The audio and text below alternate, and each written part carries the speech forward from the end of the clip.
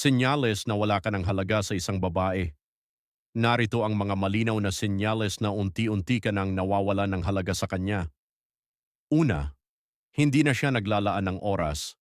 Dati kahit abala siya, nakakahanap siya ng paraan para makausap o makasama ka. Ngayon laging busy ang dahilan o ikaw na lang laging nag-aayos ng oras. Parang isa ka na lang sa mga gawain niya, hindi na prioridad. Pangalawa, maikli at malamig na ang mga sagot. Kapag nagmemensahe ka, puro oo, hindi, o sige lang ang isinasagot niya. Wala na siyang tanong pabalik, wala nang kwento, at parang napipilitan lang siyang kausapin ka. Pangatlo, hindi ka nakasama sa mga plano niya. Dati ikaw ang una niyang naiisip kapag may pupuntahan o gagawin. Ngayon ginagawa na niya ang lahat ng hindi ka sinasabihan o inaalam ang opinyon mo. Parang wala ka na sa hinaharap na iniisip niya.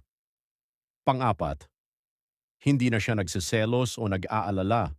Hindi na siya nagtatanong kung sino ang kasama mo o kung nasaan ka. Wala na siyang pakialam kung may ibang babae sa paligid mo. Parang ayos lang sa kanya kung mawawala ka man. Ang kawalan ng selos ay madalas senyales ng kawalan ng halaga. Panglima, lagi kang niyang sinisisi o pinupuna, lahat ng ginagawa mo ay mali o kulang. Hindi na niya nakikita ang kabutihan mo at lalo lang niyang tinuturo ang mga pagkakamali mo. Parang lahat ng problema niyo ay ikaw ang may kasalanan. Pang-anim, hindi ka na niya ipinagmamalaki, hindi ka na niya ipinapakilala sa mga kaibigan o pamilya. Kapag magkasama kayo sa publiko, parang hindi kayo magkarelasyon. Tinatago ka na niya o ayaw niyang may makaalam na kayo pa rin. Pangpito, hindi na siya nagkukwento o nagbabahagi. Dati lahat ng maliliit na bagay ay sinasabi niya sa iyo. Ngayon ang buhay niya ay parang sarili na lang niyang alam. Hindi ka nakasama sa mga lihim, pangarap o damdamin niya. Pangwalo, hindi na siya nag-aayos kapag kasama ka. Hindi sa pananamit lang, kundi sa ugali.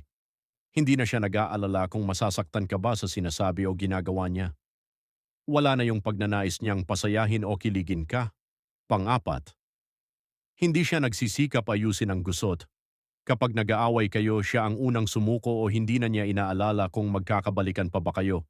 Wala na siyang pakialam kung matatapos na ba ang inyong relasyon. Tandaan mo, ang babaeng nagpapahalaga sa iyo ay magpaparamdam sa iyo nito araw-araw, hindi sa salita lang kundi sa gawa. Kung kailangan mo nang pilitin ang sarili mo para lang mapansin ka, senyales yan na hindi ka na niya pinahahalagahan. Ikaw may nararamdaman ka ba nito ngayon?